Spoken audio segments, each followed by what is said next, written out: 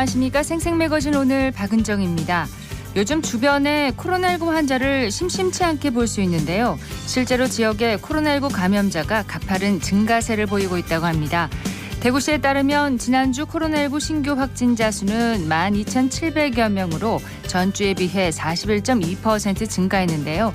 이는 5주 연속 상승세를 보이고 있는 거라고 합니다. 경북의 코로나19 감염자도 크게 늘고 있는데요. 지난주 14,300여 명으로 전주보다 48.3% 늘었다고 합니다.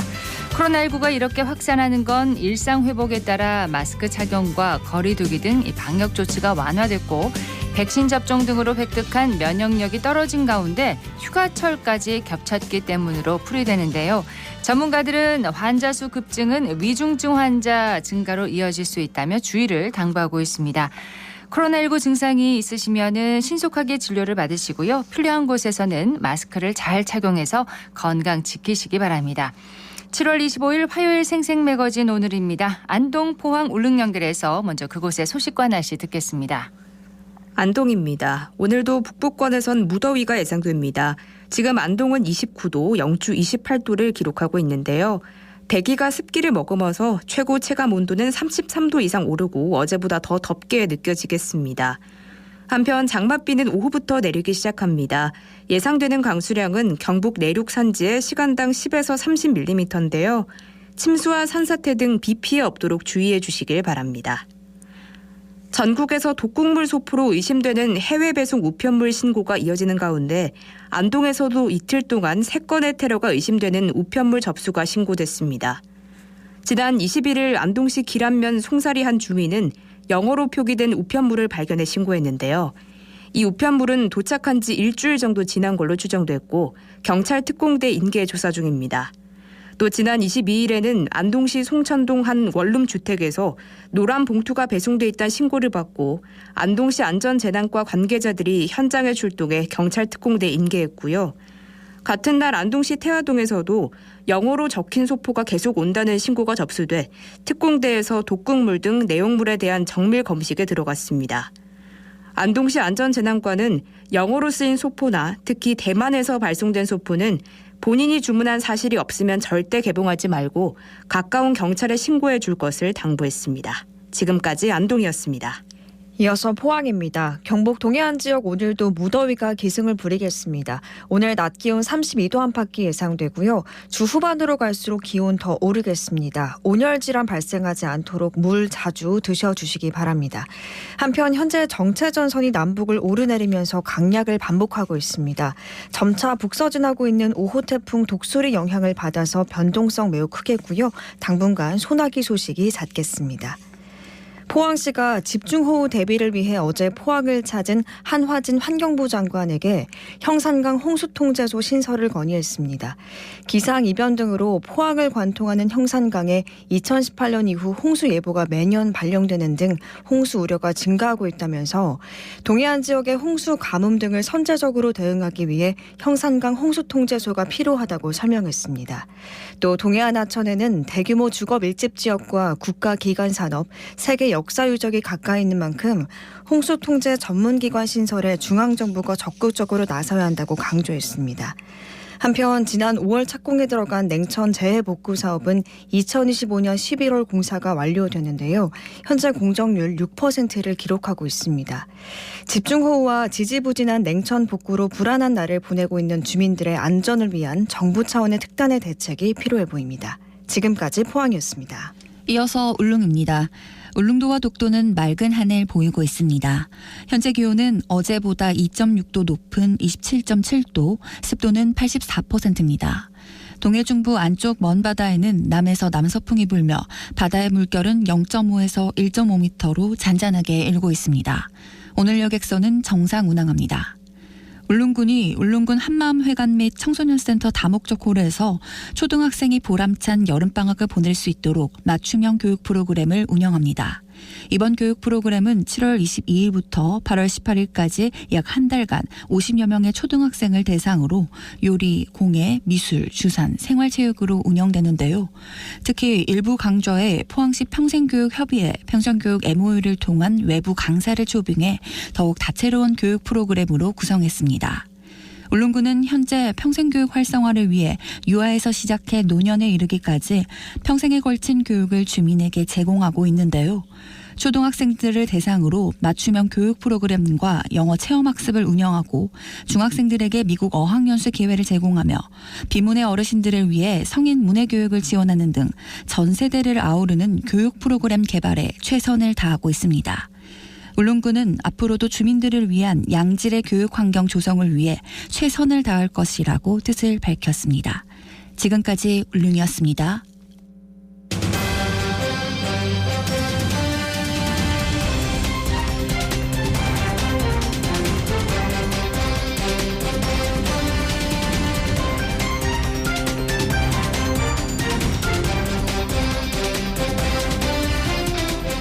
열한 시 11분 지났습니다. 자립준비 청년의 퇴소 나이가 만 18세에서 만 24세로 늘어난 지 1년이 지났습니다. 시설 퇴소 시점을 늦춘 건 보다 체계적인 지원과 준비로 경제적으로나 또 심리적으로 안정적으로 자립을 하고 또 사회에 잘 적응해 나가기 위해서인데요. 실제로 이 자립준비 청년들이 체감하는 자립의 현실은 어떨까요? 대구시 자립지원전담기관의 지현주 관장과 얘기를 나눠보도록 하겠습니다. 지 관장님 안녕하십니까? 네, 안녕하세요. 반갑습니다. 반갑습니다. 네. 대구에는 자립준비 청년 대략 얼마나 되나요? 자립준비 청년이라고 하면 저희가 이제 보호자가 없거나 보호자의 사정상 보호를 받을 수 없어서 아동 양육시설이나 공동생활가정, 가정위탁의 보호를 받다가 네. 일정한 나이가 되면은 보호가 종료되는 청년들을 말하는데요.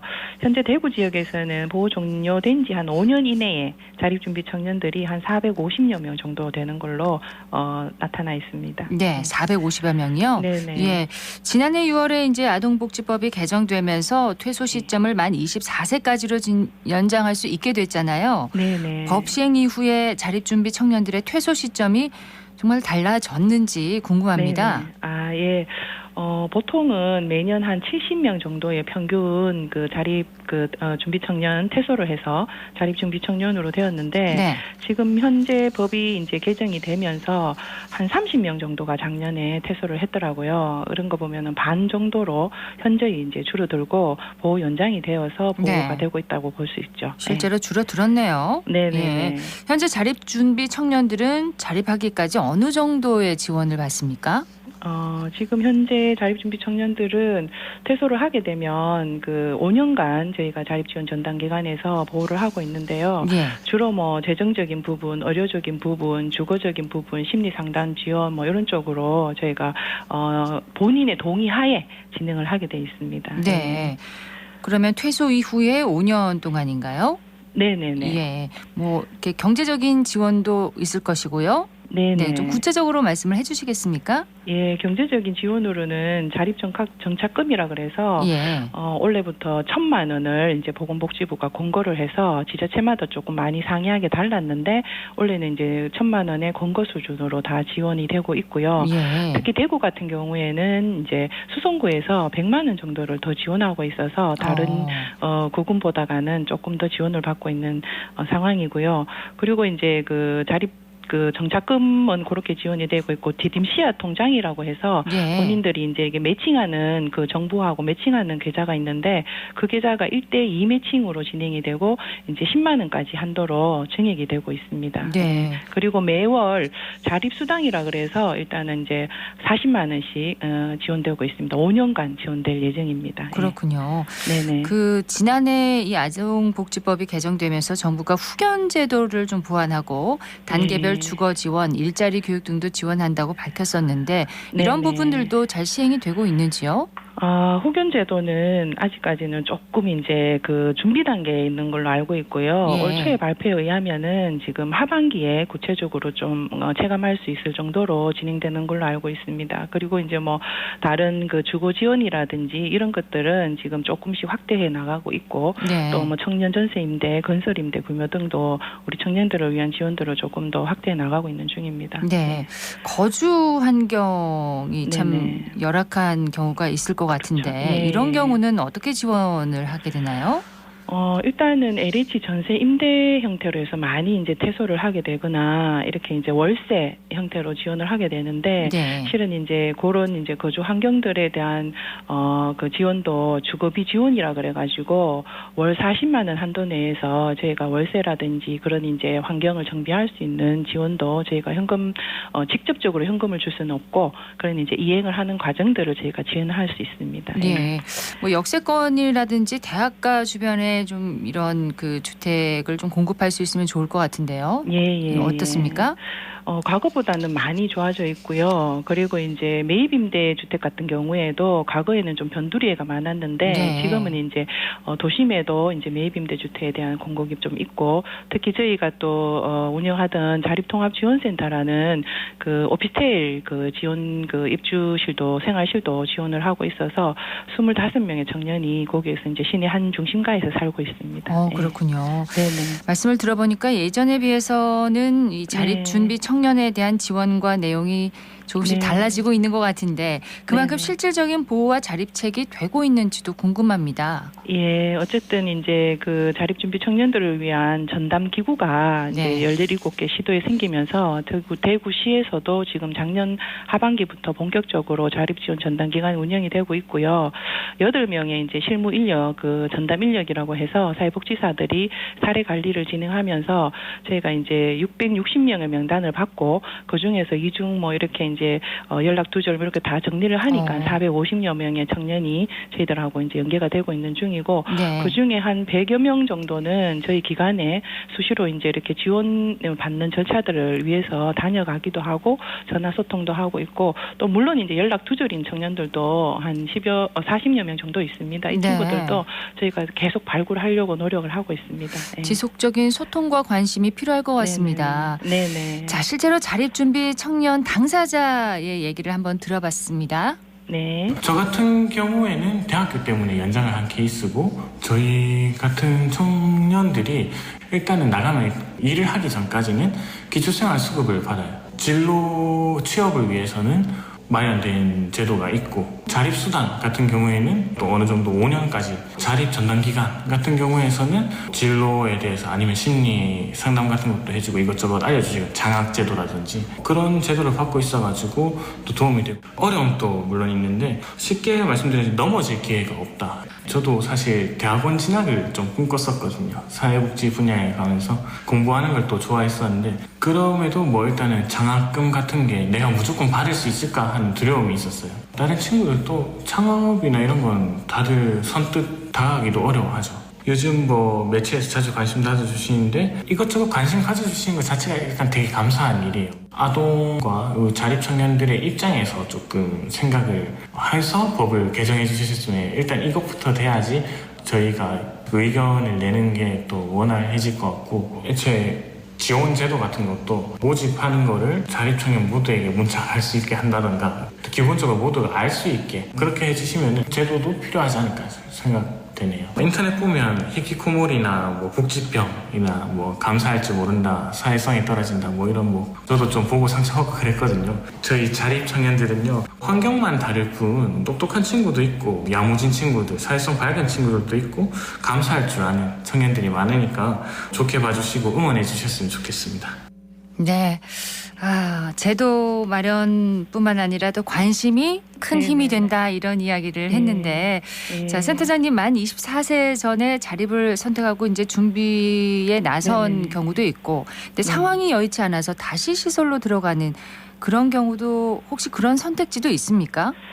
지금 제가 알기로는 현재로는 제도적으로는 보호가 종료가 되면 네. 다시 시설로 돌아가는 경우는 안 되는 걸로 알고 있습니다. 그래서 보호 종료 후에 저희가 이제 운영하고 있는 자립종합지원센터라는 그 생활실을 지원하는 그 기관에서는 이제 보호 종료 후에도 혼자 살아보다가 너무 좀 힘들다. 예. 또 갑자기 이제 어려움이 닥쳤을 경우에 입주에 도움을 주고 있습니다. 그래서 지금 현재도 그렇게 입주해서 사는 청년이 한 3명 정도로 알고 있습니다. 좀 더 적응의 시간을 거쳐서 통해서 네네네. 예, 사회로 네. 가는 경우가 있군요. 네네. 자립준비 청년의 안정적인 지원을 위해서 센터장님께서 생각하시기에 참 중요하다 이렇게 생각하시는 네. 부분은 어떤 부분인가요? 예, 저는 이제 이 현장에서 일을 해보니까 아무래도 이제 퇴소 전에 이런 준비 교육이나 경험들이 좀 집중적이고 체계적으로 좀 지원이 되어야 된다고 생각을 하고 있고 그것을 위한 투자들이 좀 많이 지원들이 많이 되어야 될 것 같고요. 네. 또 만약에 이제 그렇게 시설 안에서 또 아무리 열심히 훈련을 시켜도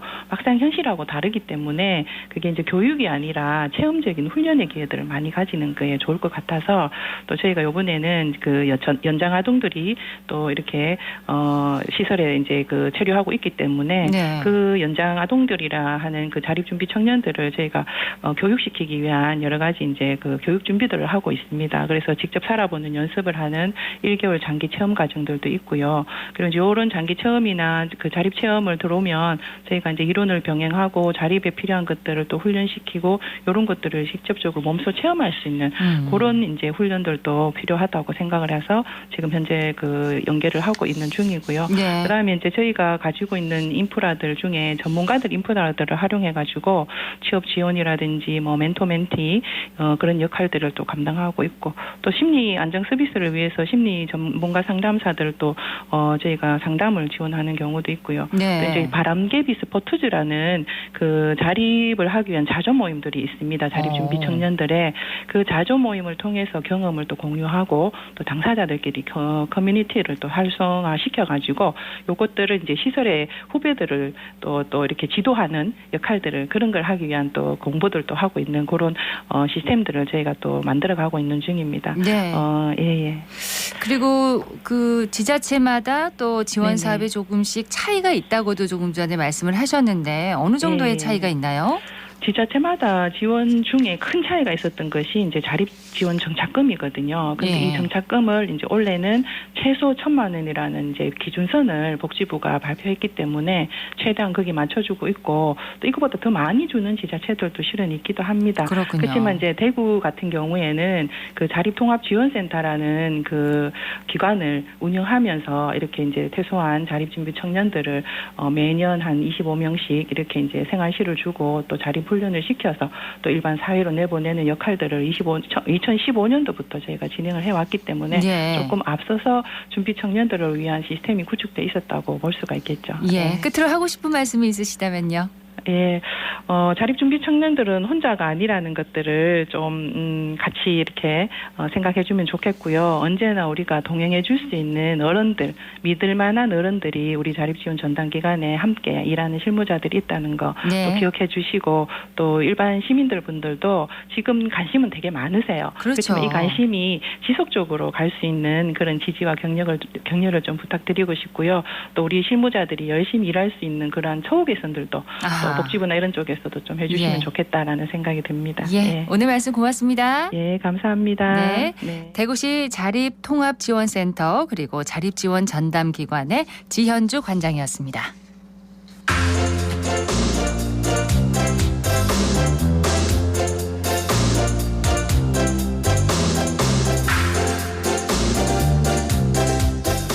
지난 18일 서울에 있는 한 초등학교에서 2년차 교사가 극단적인 선택을 하면서 전국 각지에서 추모의 움직임이 일고 있습니다. 대구에도 분향소가 마련됐는데요. 서울의 리포터 다녀왔다고요?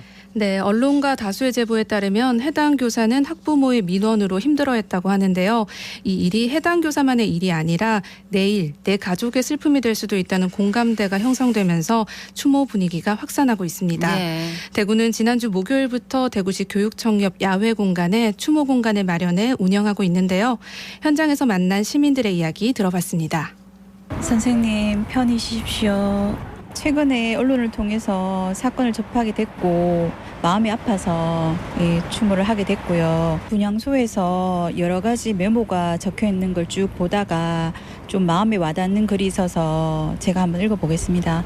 누군가의 말이 사람을 그리고 소중한 따뜻한 선생님들을 해할 수 없는 그런 당연한 세상이 되었으면 합니다. 부디 편안하시길 빕니다.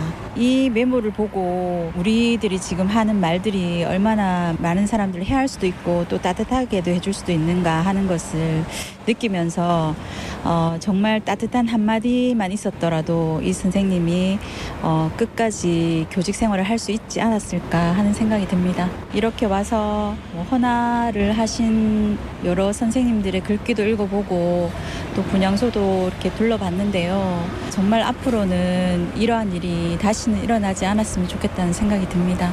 뉴스에도 들었는데 23살이라 갓 발령 놓고 이런 일이 있으니까 내 손녀 겪고 정말 눈물이 좀 날 정도로 마음이 많이 아프네요. 선생님들이 아이들을 편안하게 가르칠 수 있도록 법을 좀 잘 만들었으면 좋겠습니다. 나이도 얼마 안 되는 교사님 하늘나라에 가서도 다 잊어버리고 편안하게 잘 계시도록 빕니다. 분향소 분위기가 많이 무거웠겠어요. 네, 맞습니다. 이 분향소에는 먼저 간 분의 명복을 빌면서 시민들이 헌화한 국화꽃이 가득 쌓여 있었고요. 1,500 교사들을 비롯해서 시민들이 남긴 메모도 끝이 보이지 않을 정도로 많았습니다. 네. 오가다 들른 시민부터 구미 등 타 지역에서 추모의 마음을 전하기 위해 함께한 분들까지 많은 분들을 볼 수 있었는데요. 그중 교사 한 분을 만나 이야기 들어봤습니다. 달서구에서 교직 생활을 하고 있는 교사입니다. 학교 현장에서는 지금 서희초 선생님처럼 협박과 학부모의 각종 욕설이라든지 이런 것을 전부 다 듣고 있거든요. 근데 선생님들은 참습니다. 왜? 그게 연루되면 또 아동학대로 고소당하면 그것도 긴 시간 동안 또 싸워야 되거든요. 동료 교사도 그런 걸 제가 옆에서 지켜본 적이 있어요. 그때는 너무 힘들어하고 진짜 그래서 명퇴까지 한 사람도 있습니다. 이런 분위기가 계속 된다면 올바른 정상적인 교육이 될 수가 없습니다. 진짜 현장에서는 진짜 힘든 경우가 굉장히 많습니다. 학부모의 무분별한 신고는 좀 막아야 된다고 생각하거든요. 그 장치를 교육부나 이런 곳에서 마련해 줘야 되지. 우리 교사들은 무방비 상태로 노출된 상태입니다. 모든 것을 혼자 오롯이 다 감당하고 견뎌야 되니까요. 저는 첫째 이런 일이 일어났을 때 학교 관리자를 통해서 이런 얘기를 전달하고 교사한테 직접적으로 다이렉트를 안 했으면 좋겠습니다. 법과제도 지금 아무리 고쳐봐도 우리한테는 솔직히 그게 피부에 와닿지는 않습니다. 관리자가 잘 해결해 줄 수 없을 경우에 그보다 더 좋은 거는 학교 내에 스쿨 경찰이 있었으면 좋겠어요. 경찰이 있다면 경찰이 와서 중재해주고 경찰이 또 객관적으로 보니까 훨씬 더 이렇게 사안을 더 잘 파악할 수 있을 것 같아요. 학생들의 수업 태도나 학교 폭력, 이 모든 민원을 교사가 온전히 감당해야 하는 현실이군요. 네, 맞습니다. 그리고 이런 일이 발생했을 때 교육청이나 교무실에 민원을 넣거나 아니면 아예 고소를 하고 변호사를 대동하는 등 이 문제 해결 방식도 점점 더 극단으로 치닫고 있어서 교사들은 현장에서 학생 지도에 무력감을 많이 느낀다고 하는데요.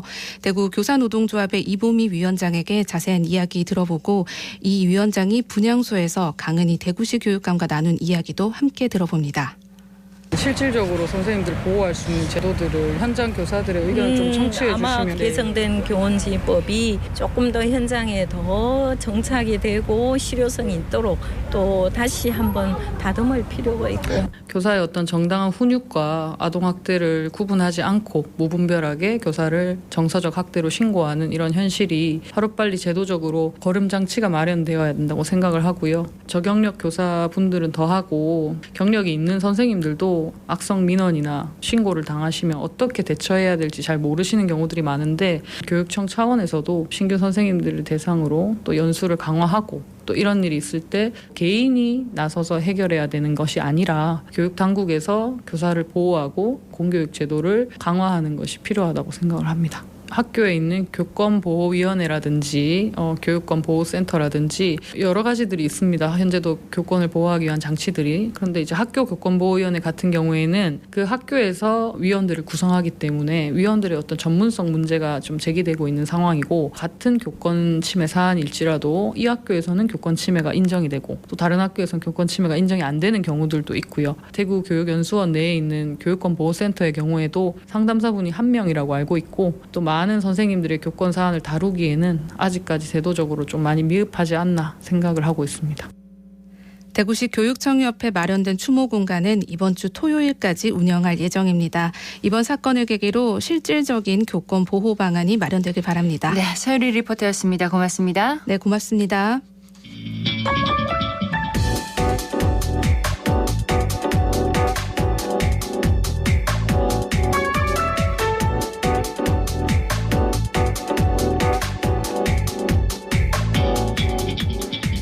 묻고 듣고 생각과 마음을 나누는 방송. 지금 여러분께서는 대구 경북을 보고 듣는 생생 매거진 오늘을 함께하고 계십니다.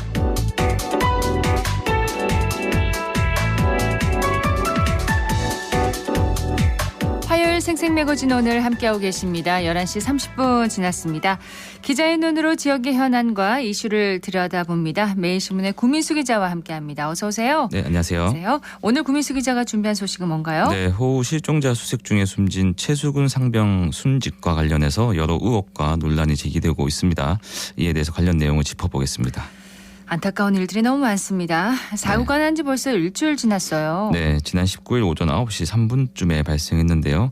예천군 보문면 미오리 보문교 인근에서 해병대원 20명과 함께 실종자 수색에 나섰습니다.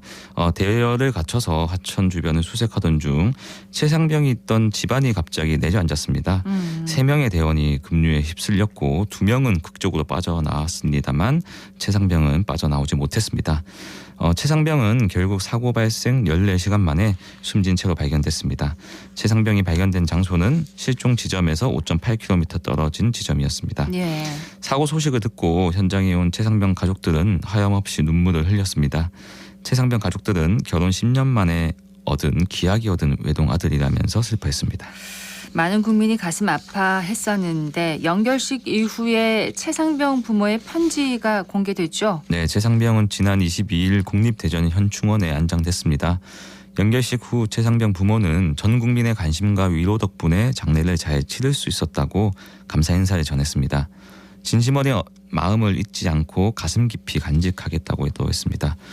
최상병의 부모는 무엇보다 이러한 비극이 다시 발생하지 않도록 해달라고 당부했습니다. 예. 이번 사고를 계기로 수근이가 사랑했던 해병대에서 철저한 원인 규명을 통해 다시는 이 같은 비통한 일들이 발생하지 않도록 근본 대책을 조속히 마련해달라는 지적이었습니다.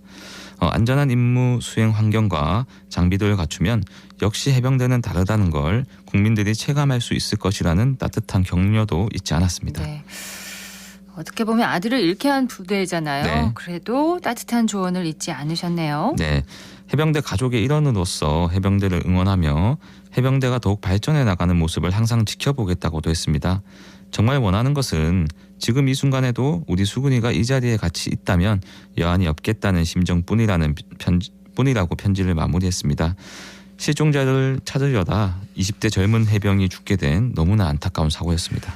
자, 최상병 사고와 관련해서 해병대가 좀 무리하게 수색을 독려했다. 이런 의혹이 제기됐었습니다. 네, 사고 발생 전날까지 부대원들은 강변에서 육안으로 수색을 했다고 합니다.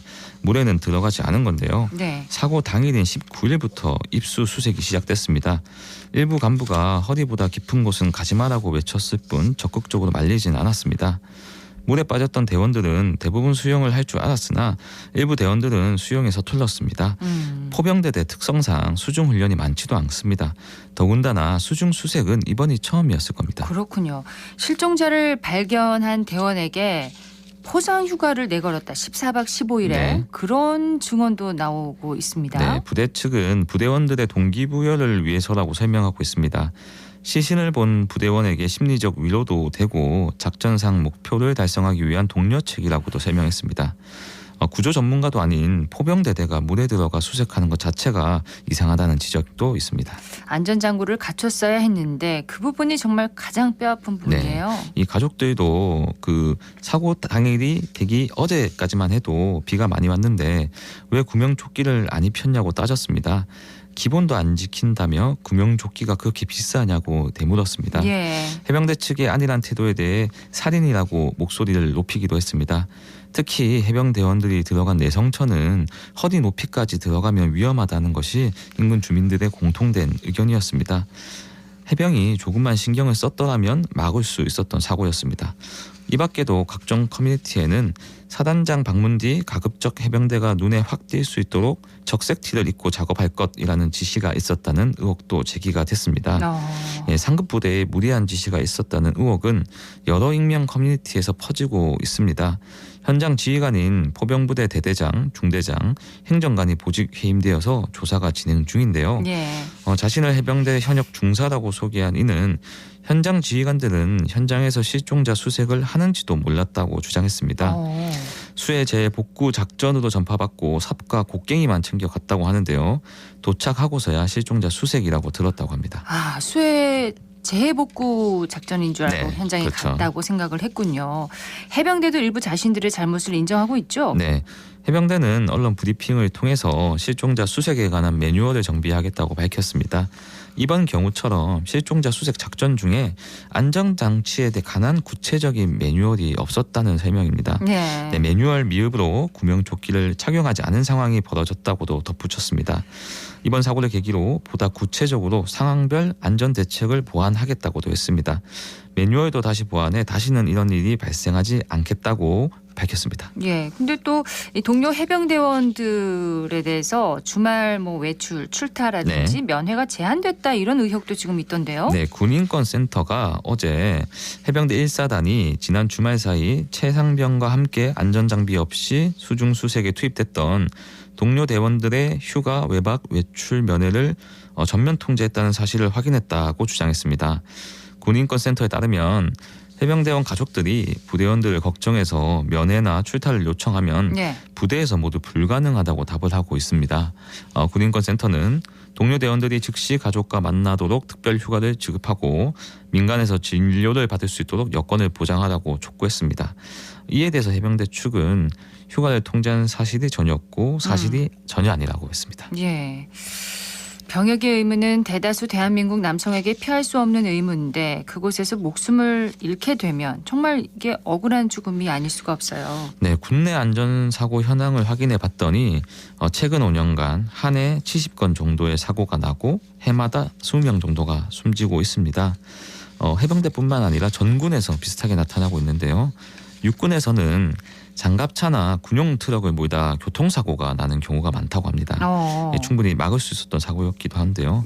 또 해군에서는 함정이 입항할 때 배가 떠내려가지 않게 묶는 헛줄이라는 게 있는데 이 헛줄을 묶는 작업을 하다가 사고가 반복이 되고 있다고 합니다. 안전사고네요, 다. 네, 맞습니다. 특히 이게 해군 사고 같은 경우에는 이 해군 특성상 매일 하는 일인데 여기에서 계속 사망 사고가 난다는 점이 굉장히 뼈 아프고요. 이런 사고가 났을 때마다 군에서는 장비 조작이 미숙했다. 또 좀 부주의했다 이런 식으로 이 평가를 하는데 본인에게 책임을 넘기는 거네요. 그러니까 사고 원인이 개인 탓이다 이렇게 돌리고 있는 것이죠. 예. 안타까운 죽음의 원인이 됐던 실종자 수색은 지금 그러면 어떻게 진행되고 있습니까? 네, 경북 예천에서 집중호우로 실종된 2명을 찾는 작업이 열흘 넘게 이어지고 있습니다. 안타깝게 아직까지 발견하지 못했습니다. 삶의 터전을 잃은 이재민도 여전히 집으로 돌아가지 못하고 있습니다. 그 수가 1,000명에 육박하고요. 이철우 경북도지사는 이재민들이 집단 생활로 불편하지 않도록 민간 숙박업소를 제공할 방침이라고 합니다. 아무래도 전에 포항 이재민 사고 때는 체육관에서 한동안 지냈잖아요. 그걸로 인해 불편함이 많았기 때문에 이번에는 좀 모텔이나 이런 걸 활용할 생각인가 봅니다. 그렇군요. 대구에서도 지금 실종자 수색이 이어지고 있죠? 네, 대구에서는 하천에 빠진 60대 남성을 찾기 위한 수색이 장기간 이어지고 있습니다. 지난 15일 오후 4시 8분쯤 대구 북구 팔거천 태암교 주변에서 60대 남성이 자전거를 타고 가다 하천으로 빠진 뒤 실종됐습니다. 목격자에 따르면 실종된 남성은 사고 장소에서 남쪽인 태종교 방향으로 떠내려간 것으로 알려졌습니다. 당시 팔거천 이때는 많은 비로 출입이 통제된 상태였습니다. 실종신고 접수 직후 소방당국은 구조대원 25명과 장비 9대 등을 동원해서 팔거천 4개 구간에 배치해서 수색에 나섰습니다. 하지만 실종자를 발견하지 못했고요. 실종 나흘째 되던 날인 지난 18일에는 또다시 대구 전역에 많은 비가 쏟아져서 수색에 난항을 겪고 있다고 합니다. 그렇군요. 오늘 같은 날은 이제 폭염 때문에 또 수색이 굉장히 힘들어지는 날이게 됩니다. 예. 구민수 기자는 이번 해병대 실종자 수색 논란과 의혹 어떻게 보나요? 네, 좀 군인을 너무 쉽게 동원하는 문화가 있습니다. 그러니까 대민 지원이라는 명목으로 이렇게 많이 동원을 하는데요. 또 쉽게 동원하다 보니까 좀 귀하게 여기지 않았던 것 같습니다. 대민 지원이라는 명목도 좋지만 이런 사고는 절대 없어야겠죠. 또 요즘 군대 좀 쉬워졌다고 비웃는 분들도 많은데 비웃기 전에 관련 규정부터 다듬어야 할 것 같습니다. 군인이기 전에 사람입니다. 네, 맞습니다. 예, 매일신문의 구민수 기자였습니다. 고맙습니다. 네, 감사합니다.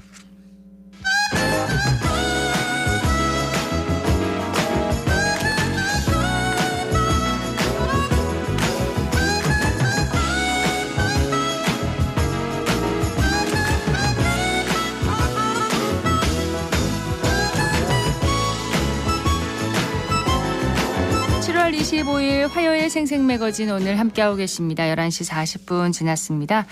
월세처럼 매월 배당을 받는 투자를 선호하면서 월배당 ETF에 대한 관심이 높아지고 있는데요. 오늘 어쨌든 경제에서는 매월 배당을 받는 금융투자에 대해서 살펴보도록 하겠습니다.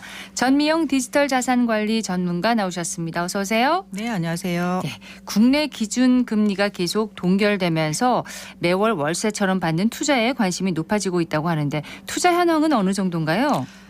네, 지금 현재 펀드 평가사인 FN 가이드에 따르면 최근 3개월 내 배당주 펀드에 2,951억 원들이 순유입됐다고 집계되고 있습니다. 같은 기간 42개의 테마형 펀드 가운데 순유입액 기준으로는 1위를 기록했는데요. 네. 다른 테마형 펀드들은 현재 순유출이 되는 것과는 지금 대조적입니다. 대표적인 녹색성장이나 소비재, 원자재 같은 펀드 같은 경우는 평균 700억 원 이상 순유출되고 있는데요. 최근 3개월간 순유익 집계로만 살펴본다면 순유익 1위에는 소울 미국 배당 다우존스 상장지수 펀드가 이제 1위를 기록하고 있고요. 현재 이제 3개월간 1,280억 원이 들어왔습니다. 그 이외에 에이스 미국 배당 다우존스가 470억 원 정도 들어오고 있고요. 소울 미국 배당 다우존스 해지형인데 이게 400억 정도 들어오고 있고요. 코덱스 미국 배당 프리미엄 S&P 액티브가 한 90억 원 순으로 이렇게 나타나고 있습니다. 그 이외에도 국내 배당주 펀드 중에서도 KB스타 대형 고배당 10 토탈 리턴 ETF가 132억 원으로 국내 배당주에서는 대표적으로 지금 자금이 들어오고 있다고 집계되고 있습니다. 네, 배당금이라고 하면 많이 들어본 것 같긴 한데 정확하게 어떤 돈을 말하는 건가요? 네, 그 주식시장에는 상장된 이 기업들이 사업을 위해서 사람들에게 투자할 수 있는 주식을 발행을 하게 됩니다. 예. 그래서 투자자들은 기업의 주식에 투자함으로써 투자한 금액만큼 책임을 지고 경제적 책임인 거죠. 이 경제적 책임을 지고 주주가 되는데요. 네. 이 기업은 주식을 통해서 모은 자금을 바탕으로 사업을 경영하고 영업 활동을 통해 이제 순이익이 발생할 경우에는 이 일부를 주주에게 배분할 의무가 있습니다. 이때 지급하는 것이 배당금이 되고요. 주주들은 각 소유 지분에 따라서 분배받게 됩니다. 이 배당금은 그럼 언제 어떻게 주는 건가요? 네, 보통 이제 배당 기준일 2일 전까지 해당 주식을 매수하거나 기존에 가지고 있는 주식이 있다면 이걸 매도하지 않고 보유하고 있어야 이제 소유하고 있는 지분만큼 이 배당금을 받을 수가 있는데요. 보통 배당 받을 때는 세금이 이제 원천 징수해서 계좌에 입금을 받게 됩니다. 보통 이제 국내 주식 같은 경우는 배당금이 총 이제 2천만 원 이하일 경우에는 배당소득세가 15.4%가 이렇게 적용이 돼서 배분을 받게 되고요. 네. 만약에 이제 뭐 많이 받으셔서 2천만 원을 초과할 경우에는 종합소득세가 과세되기 때문에 과세 표준세율에 따라서 세금을 징수를 하게 됩니다. 2천만 원이 기준이군요. 네네. 그럼 요즘 인기 있는 월배당 ETF는 배당 주식에 투자하는 것과 어떻게 다른 건가요? 이제 구체적으로 하면 이제 직접이냐 간접이냐 이런 건데요. 보통 주식에 투자하면 직접 이제 내가 배당을 받게 되는 그렇죠. 거고요. 배당 성향이 높은 주식을 묶어서 이렇게 투자하는 간접적인 이제 ETF에 투자를 하게 되면 이 분배금 형태가 되는데요. 분배금이요? 그렇죠. 용어가 조금 다른데 분배금으로 받게 됩니다. 최근 주식시장이 이제 핀셋같이 이제 특정 종목만 지금 급격히 오르고 있거든요.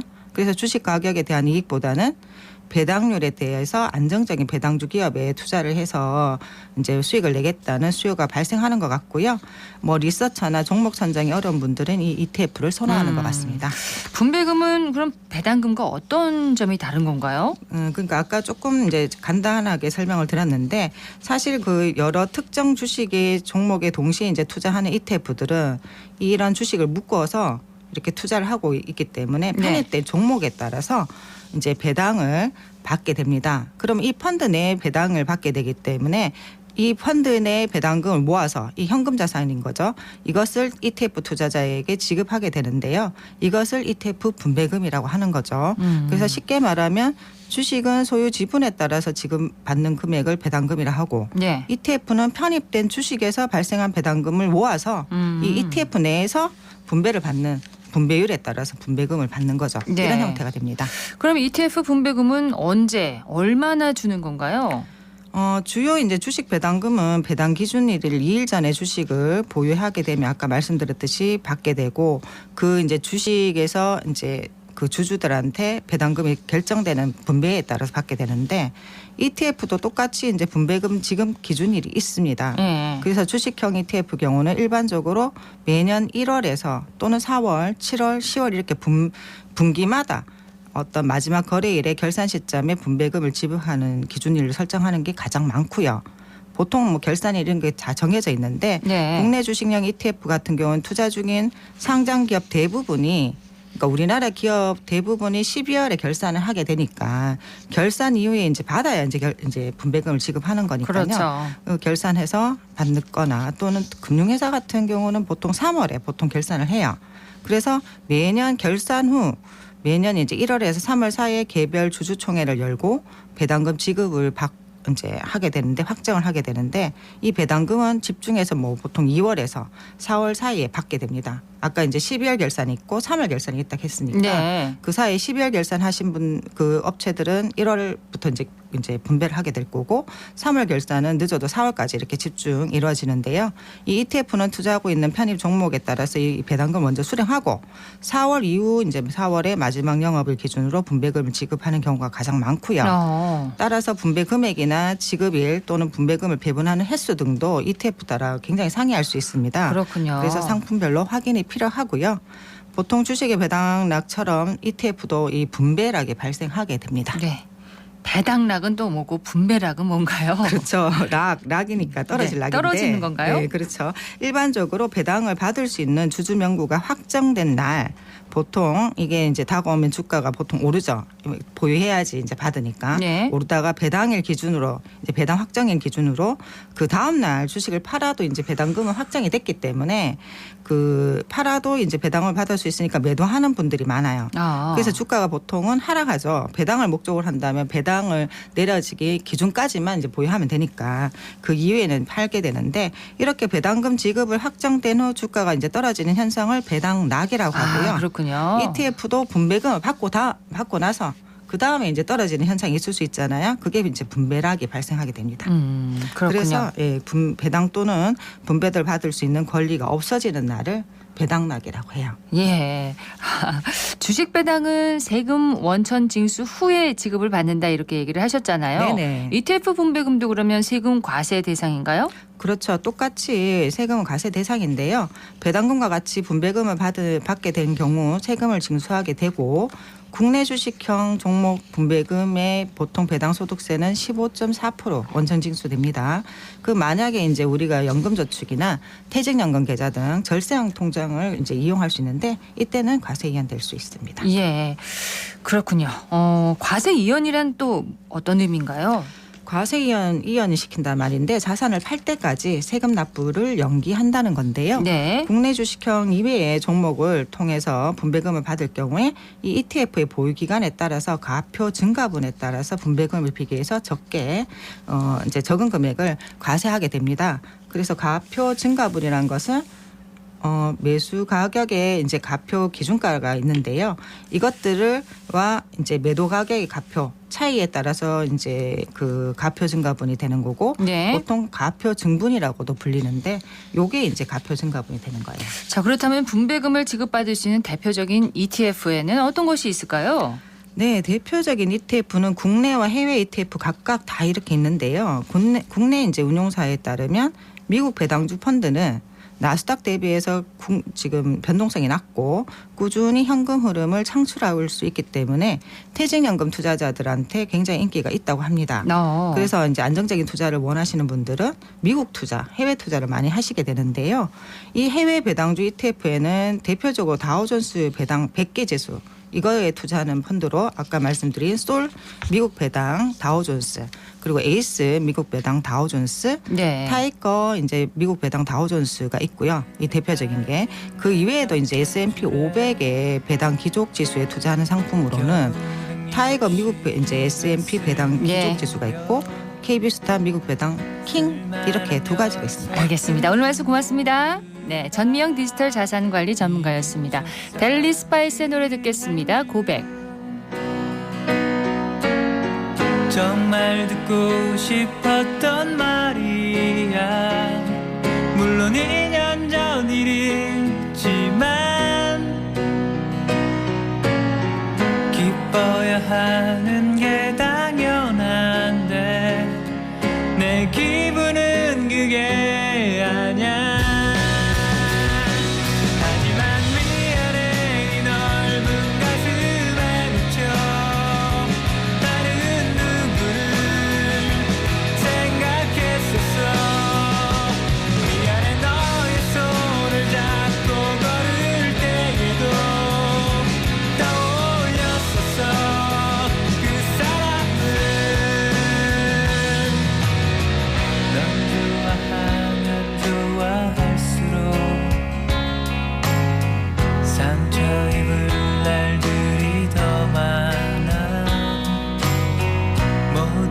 즐거운 한때에도 나는 늘 그곳에 없어.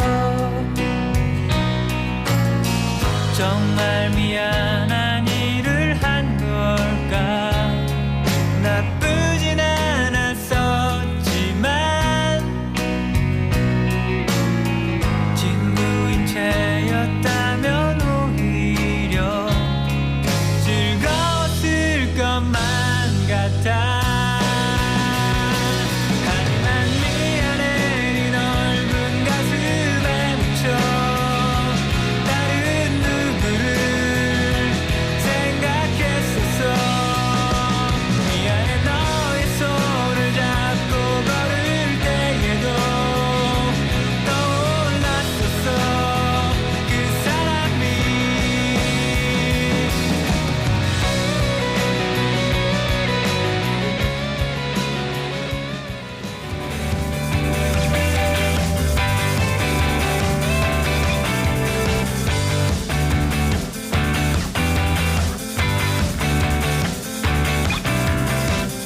클릭 정보 클릭.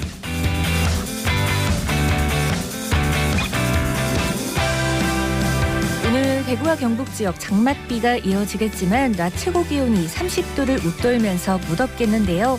대구시가 여름철 폭염 피해 최소화를 위한 종합 대책을 내놓고 있습니다. 먼저 홀몸 어르신과 쪽방 어르신 등에게 무더위 쉼터 이용을 독려하고 경로당 냉방비도 지원합니다. 또 공사장의 현장 근로자 보호를 위해 폭염 취약 시간인 오전 10시에서 낮 12시와 오후 4시에서 6시에는 안내 방송을 통해 폭염의 위험성을 알려 휴식을 취하도록 권고하고 있습니다. 또한 공공시설 등에는 폭염 피해 저감 시설을 확충해 시민들이 더위를 피할 수 있도록 운영하고 있는데요. 혹시나 발생될 수 있는 피해를 예방할 수 있도록 기상정보에도 귀를 기울여 주시길 바랍니다.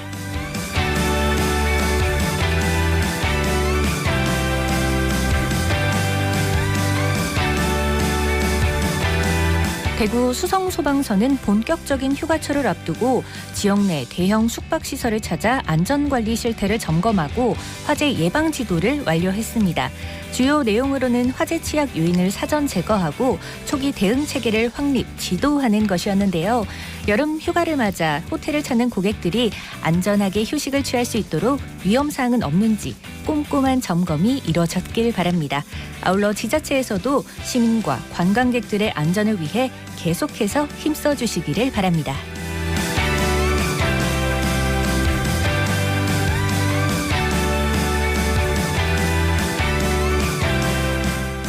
위치한 구수산, 대현, 태전 도서관이 문화가 있는 날과 연계한 야간 인문학 강연을 운영합니다. 야간 인문학 강연은 평일 낮 도서관 이용이 어려운 직장인들과 지역 주민을 위해 7월부터 12월까지 매월 마지막 주 수요일 오후 7시부터 9시까지 진행하는데요. 내일 구수산 도서관에서는 송하영 피아니스트의 강연이 준비돼 있고 대현 도서관에서는 와인을 주제로 강연이 열립니다. 또 태전 도서관은 문화 속에 녹아든 커피에 대한 이야기를 한다고 하네요. 참여하고 싶으신 분들은 각 도서관 홈페이지를 참고하시면 되겠습니다.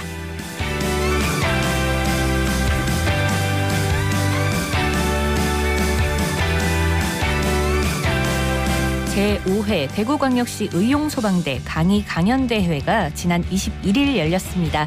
대구 소방안전본부에서 실시한 이번 경연대회는 각 소방서를 대표해 생활안전과 심폐소생술 분야에서 16개 팀이 참여했는데요.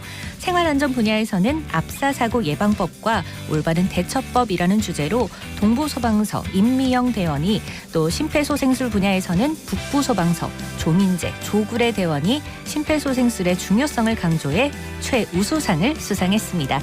이번 대회를 통해 앞으로도 수준 높은 안전교육이 이루어지길 바랍니다.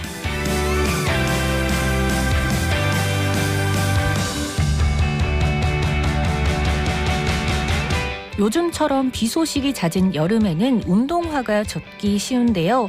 운동화를 젖은 채로 방치하면 냄새도 나고 세균 번식의 위험이 높아집니다. 운동화를 빠르고 효과적으로 말리는 방법 알려드립니다. 먼저 젖은 신발 안쪽에 신문지를 구겨서 넣어보세요. 물기와 습기를 빠르게 흡수한다고 하네요. 젖은 신문지는 자주 갈아주셔야 한다는 것도 잊지 마시고요. 지금까지 클릭 정보 클릭 윤가영이었습니다.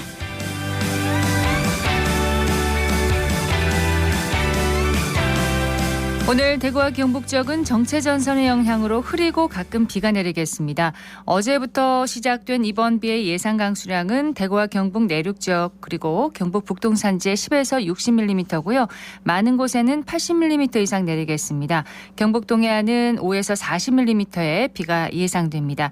특히 경북 북부 내륙과 산지에는 시간당 30mm 내외의 강한 비가 내리는 곳도 있다고 하니까요. 피해 없도록 각별히 유의하시기 바랍니다. 생생매거진 오늘 준비한 순서 여기까지입니다. 박은정이었습니다. 고맙습니다.